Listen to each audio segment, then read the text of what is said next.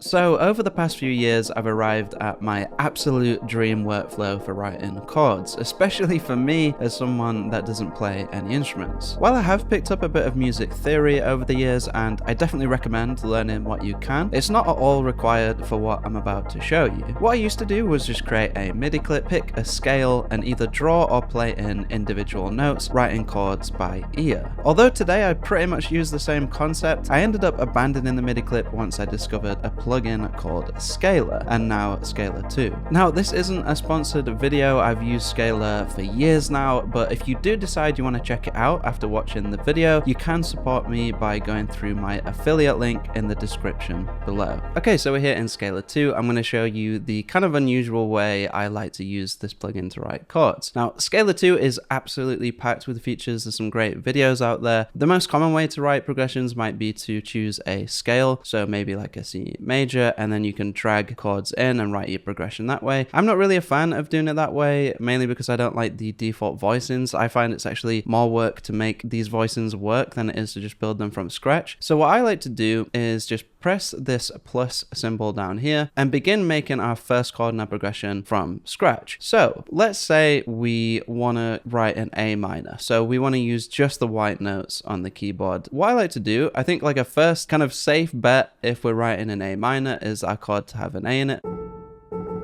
And already we're getting chord suggestions from Scalar, which is really nice. So we can see here it's suggesting an A minor. So if we add a C and an E, it would be an A minor. You obviously don't have to stick to where it's telling you to put these notes. So let's say we want our E to be here and we want our C to be the root note.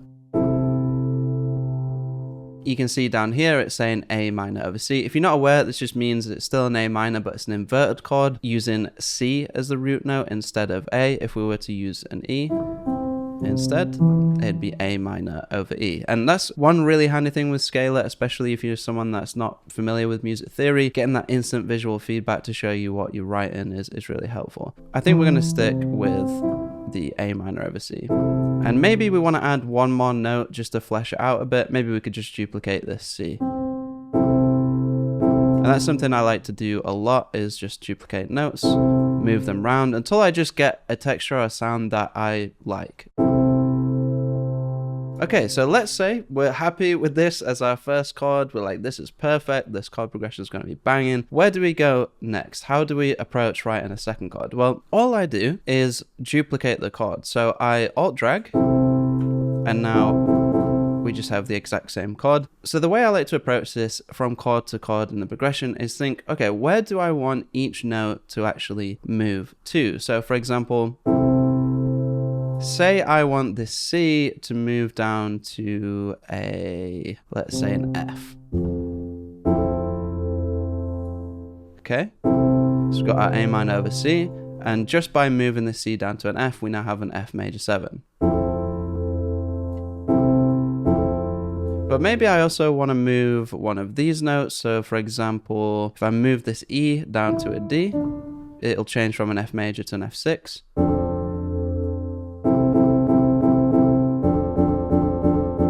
Okay, that sounds kind of cool. Maybe I also want to move this A though.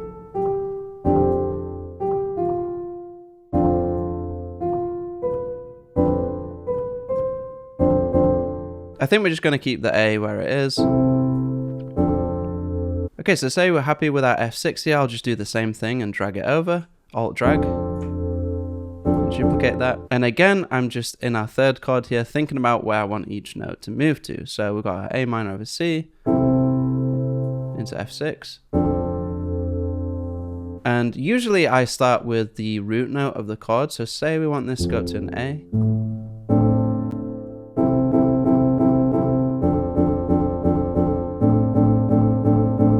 Now, I actually really like where all these notes in this chord are and just changing the root note of this chord. And yeah, I'm just going on what sounds good. And I'm already hearing where I want this fourth chord to go. So again, we're just going to alt drag our chord, go into edit.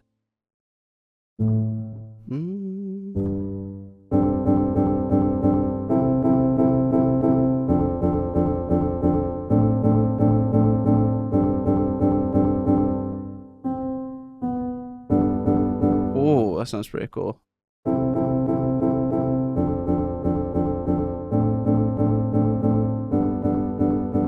And I think that sounds pretty cool. The interesting thing I find with Scalar and using it in the same way I would with just writing notes manually in MIDI is, again, it's just so cool to get this instant visual feedback on the chords you're writing. Like, I would never think during writing a chord progression, okay, I think a D7 no 3 over A would sound really cool as the next chord, but just being able to get this visual feedback is really handy. So, okay, let's say we're happy with this, we're gonna save it, and let's try write something else. So if we delete all this, and again, let's just go in, let's write some random chords. So for this one, I'm not even gonna like pick a scale, I'm just gonna completely wing it. So let's say we want the first note in our chord to be a B flat. Already we're getting suggestions. So let's say we want to go with an A sharp minor. So let's have our F here, and let's move the C sharp up here. In fact, let's move this up here, a little space.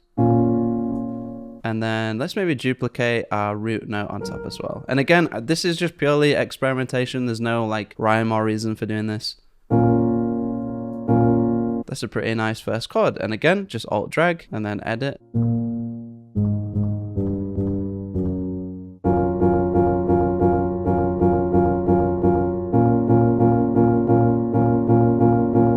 Sounds pretty cool straight off the bat. Maybe we want to change something around, so bring this down.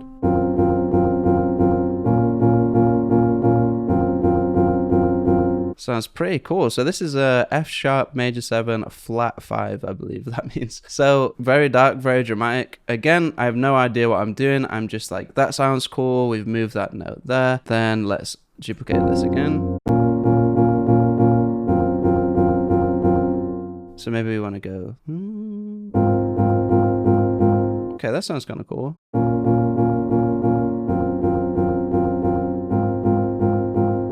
Again, just duplicate. So right now we got this.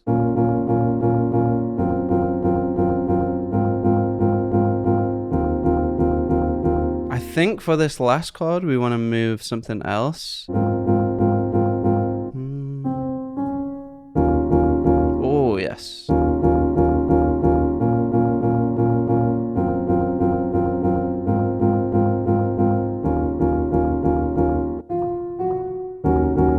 And yeah, you can just kind of play around until you end up with something that you like. Something that I also find really helpful in Scalar is to change the sound I'm using just to help recontextualize it a little bit. So let's maybe change to a choir.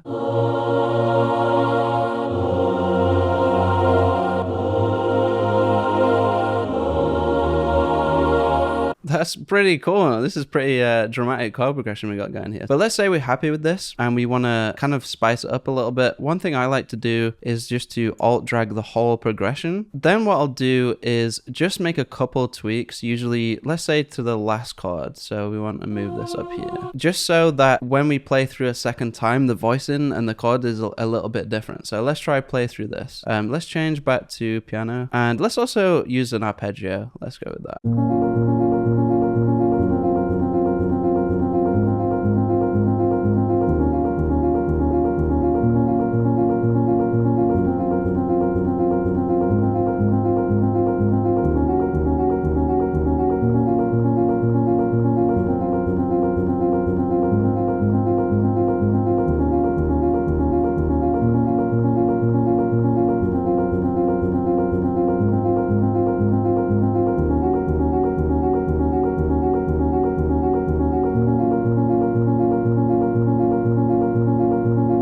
Very cool. So there you have it. Hopefully this will inspire you guys to write your own chord progressions using Scalar 2. If you do want to check it out, there'll be my affiliate link in the description. It really does mean a lot if you decide to purchase Scalar 2 through that. It's a great way to support the channel. And yeah, thanks a lot for watching, and I'll see you in the next video.